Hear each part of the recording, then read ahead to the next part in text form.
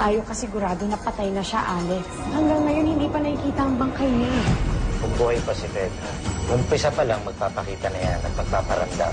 Kilala mo yung sikat na singer na si Paloma? Sila ng mother niyang titira dito. Sabihin mo na lang sa akin kung kailan kayo lilipat para matulungan ko naman kayo. 2 minuto na lang at katapusan mo na, Rosalinda. Rosalinda, bakit nandito ka pa? Tapos na rin ang problema ko sa'yo. Adios, mahal ko katagal.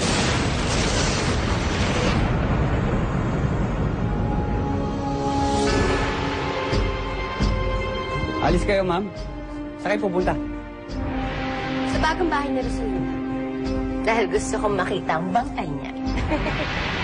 Ba't nandito ka pa, Rosalinda? Akala ko, nakaalis ka na.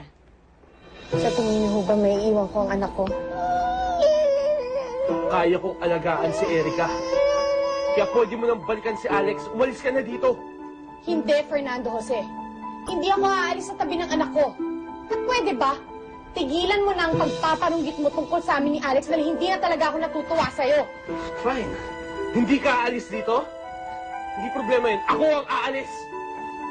Fernando Jose? Tingnan mo na. Nakita mo ng ginawa mo.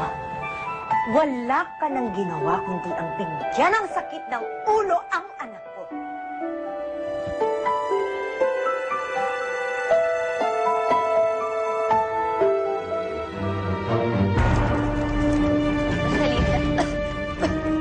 Rosalinda?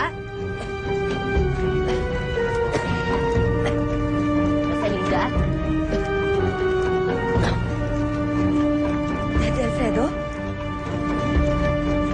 Diyos ko.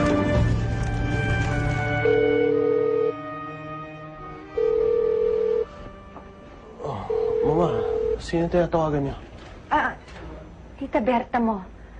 Papupuntahin ko siya sana dito para samahan ako mag-alaga kay Erica. Kaya lang, hindi ko makontakt eh. Ikaw, ba't nandito ka pa? Akala ko umalis ka na. Nagpalipas lang ho ako ng init ng ulo sa labas. Fernando Jose, hanggang andito pa si Rosalinda, hindi titigil ang bangayan ninyo. Sana kasi umalis ka na lang. Alam mo, ikaw rin kasi ang may kasalanan dito eh. Kung hindi mo na siya tinawag-tawagan para paalam sa kanya na nagkasakit si Erica, sana hindi na nag-iinit-init pa yung ulo mo. Ano ba kasi pinagawayan niyo? Si Alex na bebeng. Hanggang ngayon, iniisip pa rin ni Fernando Jose na may relasyon kami ni Alex. Sa tuwing naiisip ko si Rosalinda at si Alex, na magkasama sila, na nagsasama sila sa isang bubong, hindi ko mapigilan, umiinit lang talaga ang ulo ko. Hayaan mo, iho, pagdarasal kita na sana mawala na yung pagmamahal mo para sa kanya. Basta pag gumaling ka agad si Erica, sa inyo ko na ilalaan lahat ng panahon ko. Kakalimutan ko na si Fernando Jose. Sa inyo na lang ako ninaingat.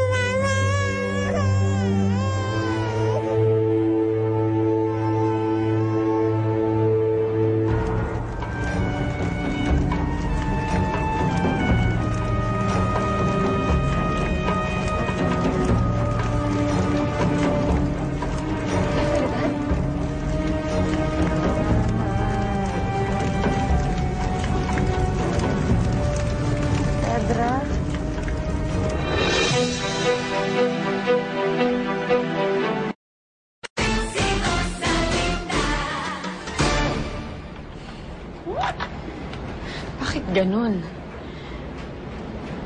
Bakit ganun, ate? Kanina ko pa kasi tinatawagan si Inay para puntahan niya kami dito ni Erica. Pero ang sabi ng operator, out of service daw. Bakit ganun, Bebeng? Ano nangyari sa cellphone ni Inay? Ewan ko. Bakit di mo lang tawagan yung papa mo? Tinawagan ko na rin siya kanina bago si Inay. Pero yun din ang sabi ng operator. Ano kayang nangyari kay Inay at Itay? Kinakabahan tuloy ako.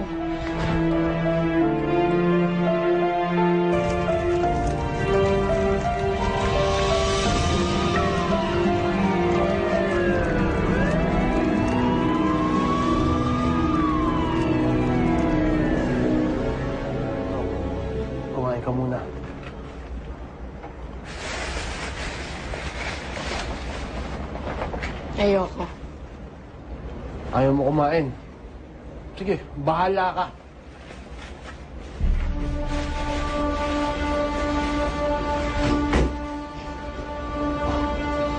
Ayun na pala si Alex eh. Siguro naman gaganahan ka na kumain ngayon. Rosalinda,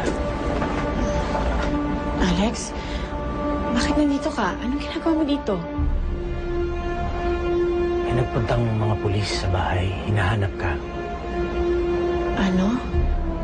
Bakit? Huwag ka sana mabibigla. May masamang nangyari sa inay at titay mo. Bakit niyo kami dinala sa morgue? Kaya sa nangyaring pagsabog sa bahay mo, malala ang kondisyon ng nanay mo. Pero tatay mo, hindi na umabot ang ospital. Ang ibig niyo mo sabihin? Si Tito Alfredo ang nandyan sa loob?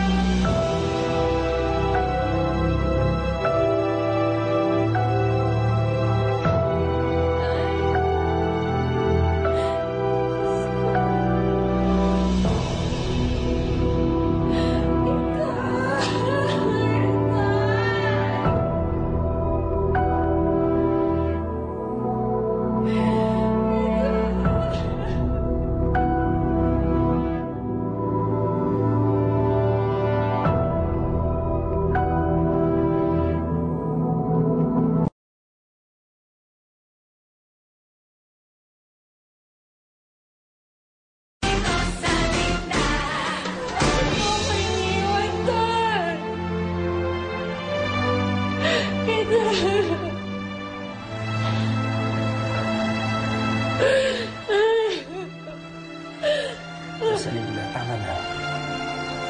Wala na tayong magagawa. Kailangan na lang natin tanggapin ang nangyari. Paano ko ito matatanggap, Alex?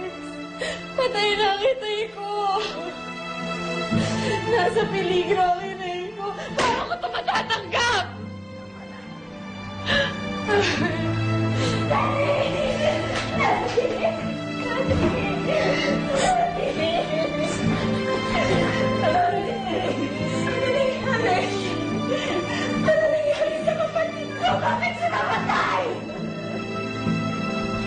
Bakit?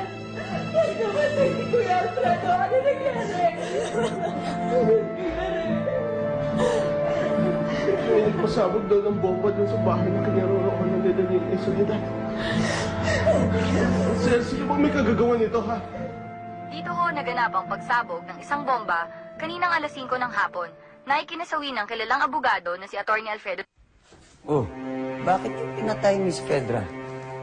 Eh, ba't hindi ko papatayin? Eh, alam naman natin ang nangyari. Nabigo ako, Wally.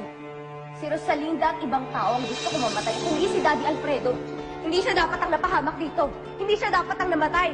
Kundi si Rosalinda. Siya ang gusto ko mamatay.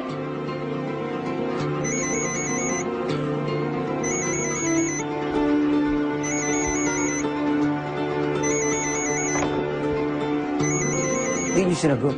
Sino ba tumatawag? Bakit ko sasagutin? Papagalitan lang niya ako dahil sa kapalpakan ko.